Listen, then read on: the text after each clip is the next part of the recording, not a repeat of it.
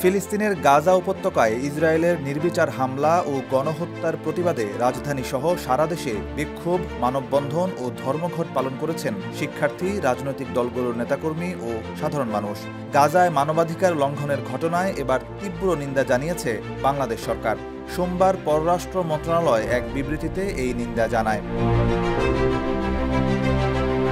বিবৃতিতে বলা হয়, যুদ্ধবিরতি লঙ্ঘনের পর থেকে ইসরায়েলি সামরিক হামলায় বহু ফিলিস্তিনি নিহত হয়েছেন, যাদের বেশিরভাগই নারী ও শিশু।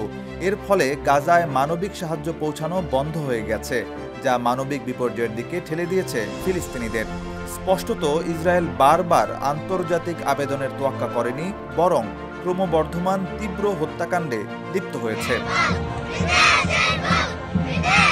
নিরস্ত্র ফিলিস্তিনি জনগোষ্ঠীর বিরুদ্ধে জাতিগত নির্মূল অভিযান চালানোর জন্য তীব্র নিন্দা জানাচ্ছে বাংলাদেশ। একই সঙ্গে গাজার ঘন বসতিপূর্ণ বেসামরিক এলাকায় ইসরায়েলি দখলদার বাহিনীর নির্বিচার বোমাবর্ষণের তীব্র নিন্দা জানানো হয়।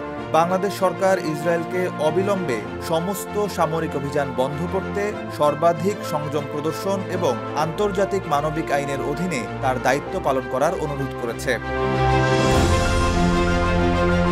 বিবৃতিতে বলা হয়, বাংলাদেশ আন্তর্জাতিক সম্প্রদায়, বিশেষ করে জাতিসংঘের কাছে আবেদন করছে সংস্থাটি নিঃশর্ত যুদ্ধবিরতি বাস্তবায়ন এবং বেসামরিক নাগরিকদের জীবন রক্ষা ও অবরুদ্ধ গাজায় মানবিক ত্রাণ পৌঁছানোর জন্য অবিলম্বে কার্যকর পদক্ষেপ গ্রহণ করে তার নৈতিক ও আইনি দায়িত্ব পালন করুক।